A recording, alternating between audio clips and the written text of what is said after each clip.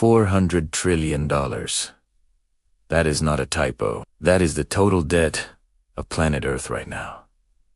Governments, corporations, households, shadow banks, all of it. 400 trillion. And almost no one is talking about what happens when the interest can no longer be paid. You think 2008 was bad? That was a warm-up.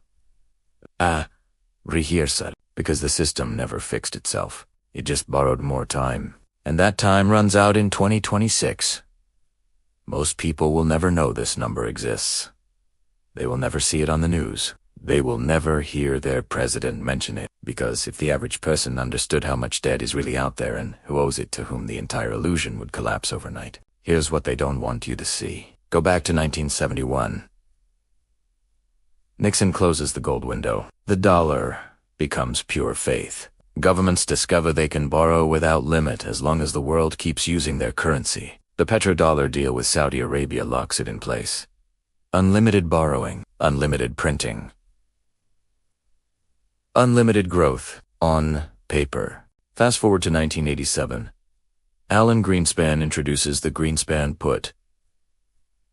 Every time markets panic, the Fed steps in, lower rates, print money, bail out the bank's debt exploders, but no one feels it yet. The subprime crisis, global debt at the time, roughly 140 trillion. The response, print another 20 trillion in 10 years. Take interest rates to zero. Tell everyone it's temporary. It wasn't. Pandemic. Central banks print another 25 trillion in 18 months. Global debt jumps from 255 trillion to over 300 trillion, almost overnight. Governments hand out checks. Markets celebrate. But the bill never disappeared. It was added to the tab. Today, December 2025, total global debt sits at $400 trillion. That is 3.5 times the entire world economy. For every dollar of real output, there are $3.50 of debt that must be serviced. And interest rates are no longer zero. Pause and think about that. In 2022, the Federal Reserve started raising rates. Slowly at first, then faster. By late 2025, the average interest on U.S. government debt is approaching 5%. That means Washington alone pays more than $1 trillion a year. Just in interest, more than the entire defense budget. More than Medicare. And it's locked in for decades. But America is the lucky one. Japan, 260% D2 GDP. Italy, 150%. France, 115%. China's local governments estimate a hidden debt over 100 trillion yuan. Emerging markets, borrowing in dollars they cannot print. All of them now face the same problem. The interest bill is growing faster than their economies. And then there are the corporations.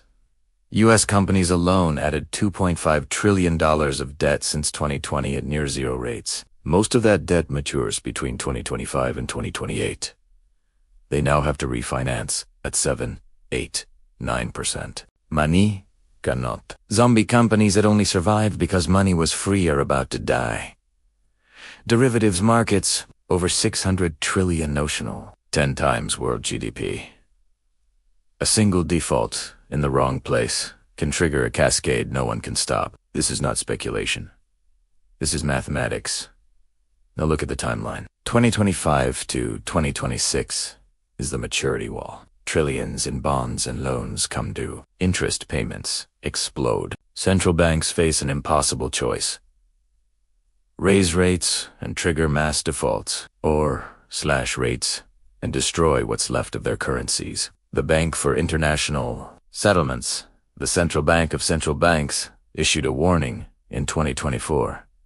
Quote, debt service ratios are at levels not seen since the Napoleonic Wars. The IMF's own papers, WP 23/14, openly discuss financial repression and macroprudential capital controls as the only tools left. Translation: they will freeze your money. They will force you to buy government bonds. They will let inflation run hot to erode the real value of the debt, and they will call it stability. 2026 is the convergence point. Japan's yield curve control finally breaks. China's property sector finishes imploding. Europe's target two imbalances become unpayable. The US Treasury market loses foreign buyers, and the BRICS nations launch the first large-scale gold-backed trade settlement system outside the dollar. That is the moment the music stops. Who wins? The people who own hard assets. Gold, silver, Bitcoin, land, productive businesses. The people who owe the debt win. Governments, megacorporations, because inflation wipes out what they owe. The people who lent the money lose. Pension funds, insurance companies, middle-class savers holding cash and bonds. You. Most people will wake up in 2026 or 2027, look at their bank account, and realize the number is the same, but it buys half of what it did before. Their pensions will be restructured. Their savings will be taxed through inflation, and they will be told it was unavoidable. This is not a crash. This is a controlled demolition, a debt jubilee. For the elite, a silent default on everyone else. The $400 trillion bomb does not explode in fire. It detonates in slow motion through currency devaluation, through capital controls, through negative real interest rates, and through the greatest transfer of wealth in human history from the money to the very few. You now know. The question is, what are you going to do before the clock hits midnight? If this video woke you up, drop a like and subscribe. New forbidden truth every single day. Turn on notifications, the next one might save your wealth. Comment the one thing you're doing right now to prepare. I read every single one.